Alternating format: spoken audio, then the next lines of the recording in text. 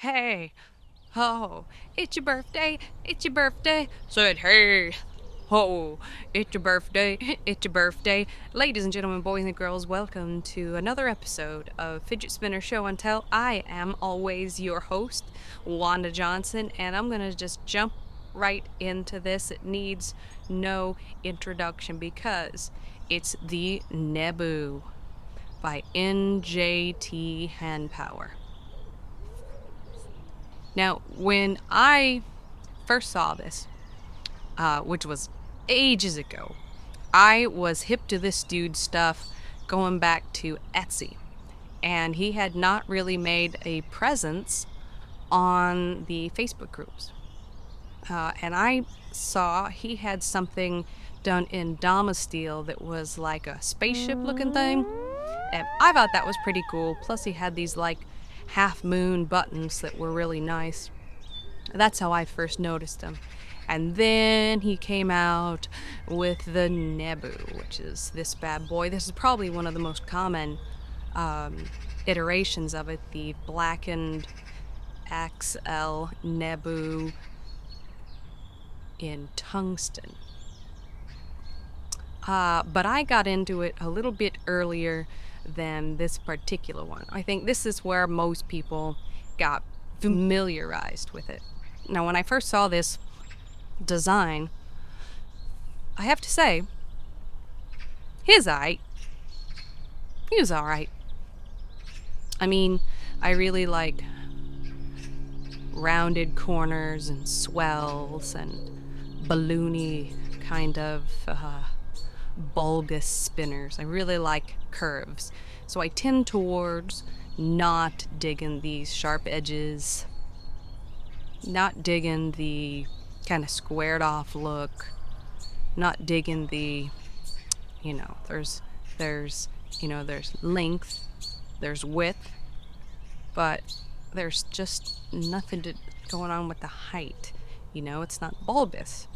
And but I did like what the buttons look like, because they do, and they really are nice buttons, some of the best. Really good scoops, really thick, really digging it. But I have to say, when I first saw it, I was like, okay.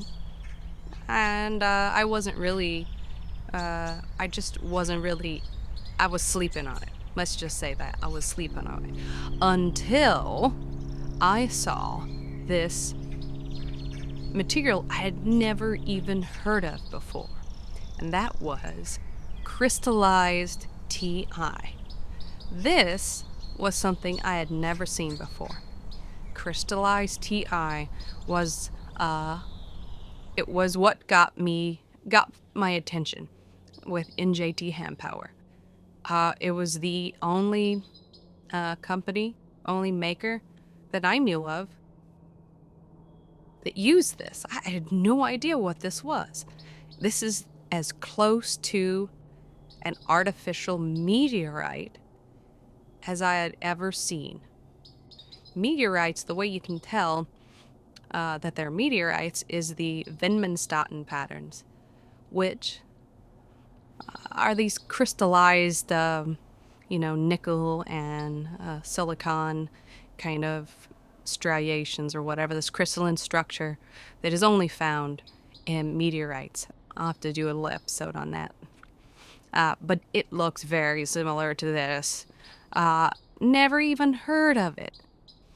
And apparently, through a process of extreme heat and pressure over, tens of hours, the structure of the titanium is crystallized like this, and it's throughout. It's not just on the surface. Like if you were to cut this in half, it would look like this on the inside. How cool is that? So when I saw this, I was like, okay, I'm there. I'm there for the material. Not as much for the design, but I am there for the material.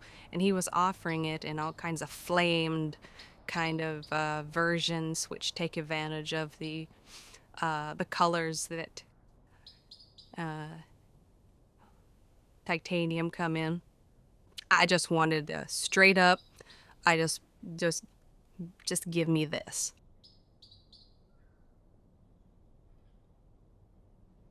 Anyway, when I got it, not only did I just freak out about the, chatoyancy of the surface. By the way, chatoyancy, it's like that, like when you look at a tiger's eye mineral, and you move it in the light, it has this weird kind of three-dimensional ness to it. See, like right there? That's a flat surface. But look at it. It looks like it's, I don't know, crystallized or something. Anyway, not only did I go over the moon for the design, to design the material, but what a great spin. I was wrong to have slept on this bad boy. The button is exquisite. I think he's probably, dude's name is Sully, or goes by Sully. I think his buttons are some of the premier buttons. And I don't know, even though it's not bulbous, I think because of these beveled edges, super easy to spin, super easy. I really like that this is a big old chunk of TI, but it's big, so it, like, if this were in, say, stainless steel, holy moly, it'd be like 150 grams or something, but this feels like it's around 60 or 70, maybe even 80. So to have something that's big but light, it's a really good combo for me. Like with tungsten, small and heavy just blows your mind because you're not expecting it.